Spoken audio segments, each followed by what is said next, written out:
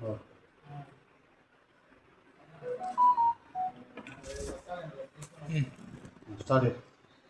పేరు కోనేరు సాయి కుమార్, రాష్ట్ర అధ్యక్షులు తెలంగాణ ఎరకల గిరిజన హక్కుల పోరాట సాధన సమితి కుర్రు.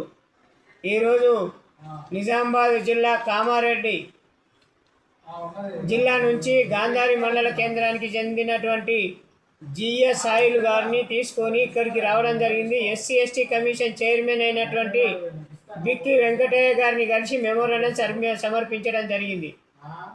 ఎరకల పెద్ద సాయిలు అనేటువంటి వ్యక్తి అలా తండ్రి బతుకున్నప్పుడు నర్సయ్య గారు 35 సంవత్సరాల కిందటి నుంచి గాంధారి మండల కేంద్రంలో సర్వే నంబర్ 453లో ముగ్గురు కొడుకులకు ఒక్కొక్క కొడుకుకు 120 గజాల చొప్పున, ముగ్గురు కొడుకులకు 360 గజాల స్థలాన్ని అప్పుడు ఆ పెద్ద దొర ఉన్నటువంటి హనుమంతరావు గారి దగ్గర వాళ్ళు ఖరీదు చేయడం జరిగింది.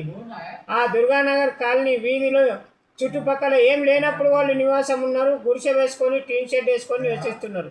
ఇలా వెంచర్ చేయబట్టి ఆ చుట్టుపక్కల ఇన్స్టిట్యూషన్స్, తర్వాత మొత్తం పెద్ద పెద్ద రియల్ ఎస్టేట్ చేయబట్టి అన్నీ పెరిగినాయి. కాబట్టి ఎరకల గిరిజనులు అక్కడ ఎందుకు ఉండాలి, వీళ్ళని అక్కడి నుంచి ఖాళీ చేయించాలనే ఉద్దేశంతో దిలీప్ రావు గారు, తర్వాత చాటా మధుసూదన్ గారు, తర్వాత బెజగం సంతోష్ గారు, 5గురు ఎవరైతే ఉన్నారో వీరి వెంటబడి 26వ తారీఖు 9వ నెలల గత సంవత్సరంలో వీరిపైన దాడి చేసి ఎవరు ఇంట్లో లేని సమయంలో వీరి యొక్క గుడిసెను పీకివేసి టీన్ షెడ్లను పీకివేయడం జరిగింది. వెంటనే మేము వెళ్ళి అప్పటి కామారెడ్డి జిల్లా కలెక్టర్కు, ఎస్పీ గారికి కంప్లైంట్ చేస్తే వారు ఎస్పీ గారు వెంటనే డిఎస్పీ గారికి, ఎల్లారెడ్డి డిఎస్పీ గారికి చెప్పి ఆయన ఎంక్వైరీ చేయించి వారిపైన ఎస్సీ ఎస్టీ కేసు నమోదు చేయడం జరిగింది.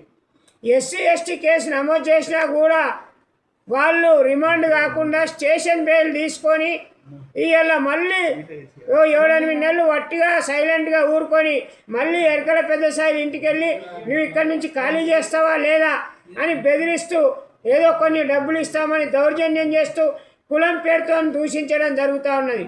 కులం పేరుతో దూషిస్తూ వారిని అక్కడి నుంచి ఖాళీ చేయడానికి ప్రయత్నిస్తున్నటువంటి 5గురి పైన తక్షణమే ఎస్సీ ఎస్టీ కమిషన్ చైర్మన్ గారు జోక్యం చేసుకొని వారిపైన తిరిగి ఎస్సీ ఎస్టీ కేసు దౌర్జన్యం కింద కేసు నమోదు చేసి వీరి ప్రాణానికి హాని ఉన్నది, వారి వల్ల వారు దౌర్జన్యంగా వీరిని అక్కడి నుంచి చేసే ఆలోచనలో ఉన్నారు.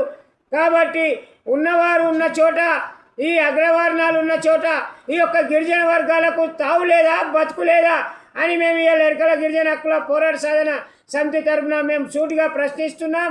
వీరికి రక్షణగా మేము ఉంటాం.